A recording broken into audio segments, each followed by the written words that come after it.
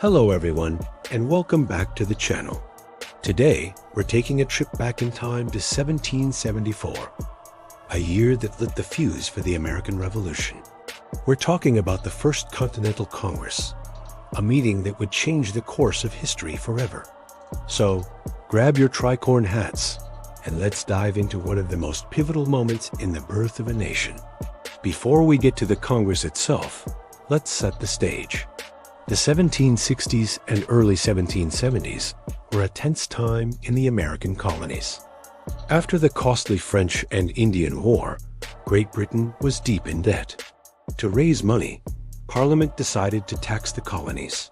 This led to a series of acts that colonists saw as a major overreach of power. You've probably heard of them: the Stamp Act, the Townshend Acts, and the Tea Act. The colonists' main argument was no taxation without representation.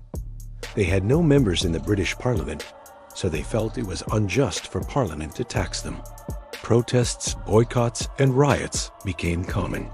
Tensions boiled over in 1773 with the Boston Tea Party, where colonists, disguised as Native Americans, dumped an entire shipment of British tea into Boston Harbor. King George III and Parliament were furious. Their response was swift and harsh.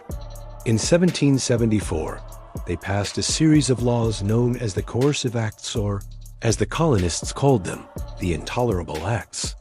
These acts were designed specifically to punish Massachusetts and bring the rebellious colony to heel.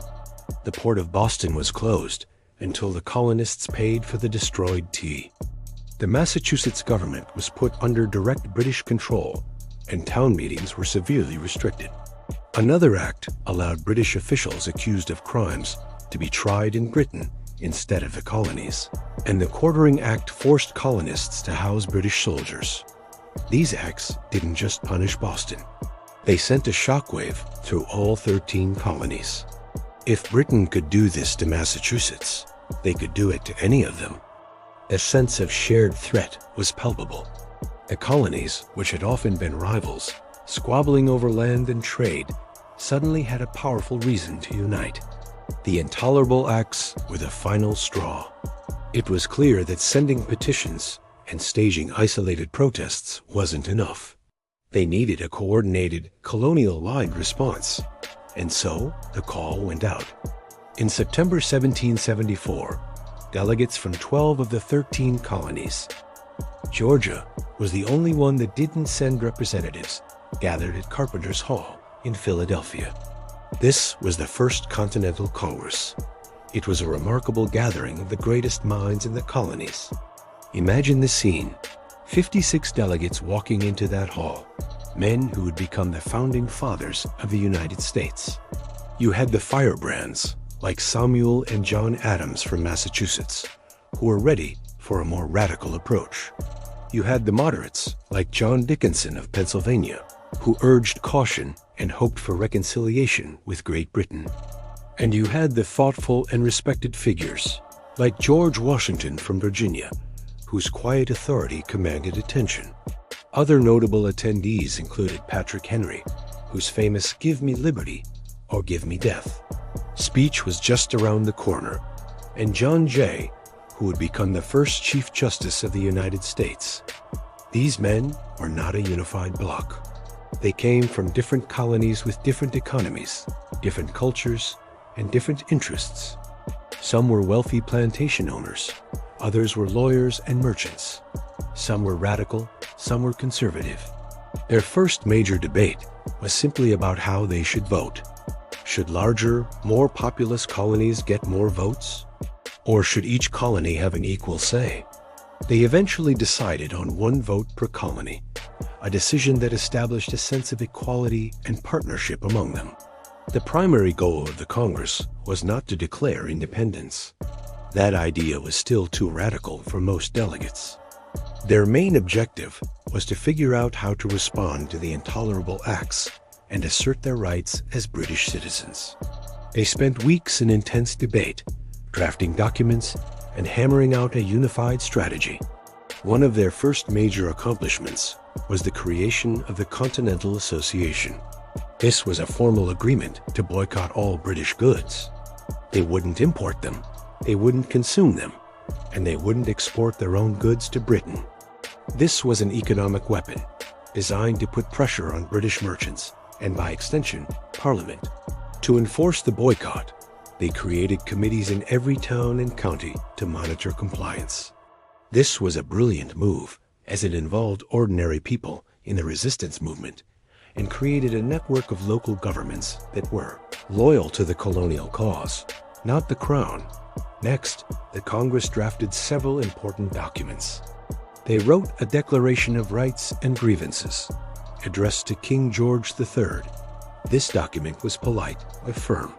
It acknowledged their loyalty to the crown, but insisted that their rights as Englishmen had been violated. They listed their grievances, focusing on the intolerable acts and the various taxes imposed without their consent. They weren't demanding new rights. They were demanding the restoration of rights they believed they were entitled to under the British Constitution. They also sent addresses to the people of Great Britain and the people of Quebec, hoping to gain allies in their struggle. The address to the British people was an appeal to their shared values of liberty, arguing that the tyranny imposed on the colonies could one day be turned against them. Throughout these 7 weeks of meetings, from September 5th to October 26th, the delegates learned to work together. They argued and compromised. The radicals pushed for stronger measures, while the conservatives pulled for moderation. What emerged was a middle path, a firm, united stance that still left the door open for reconciliation. Before adjourning, the Congress made one final, crucial decision. They agreed to meet again in May of the following year if their grievances were not addressed. This was a clear signal that this was not a one-time event. They were creating an ongoing, unified body to represent the colonies. They were, in effect, forming a de facto government. When the delegates left Philadelphia and returned to their home colonies, they carried with them a new sense of unity and purpose. The First Continental Congress was a monumental success. It transformed a series of separate colonial protests into a single, coordinated resistance movement. It established a formal boycott that crippled trade with Britain, and it created a political structure that could lead the colonies going forward.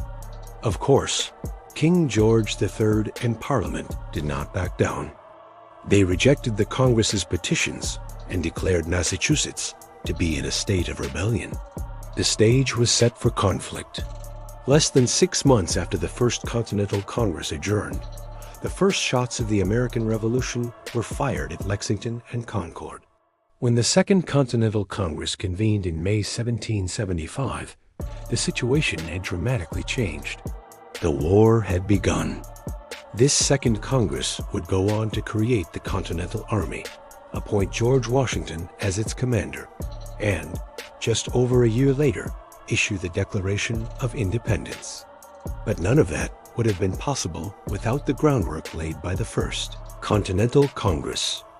It was the moment the colonies stopped thinking of themselves as separate entities, as Virginians, or New Yorkers, or Bostonians, and started thinking of themselves as Americans.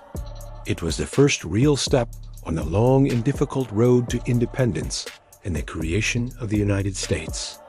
Thank you so much for joining me on this journey back to 1774. It is truly fascinating to see how a meeting in a single hall could have such a profound impact on the world.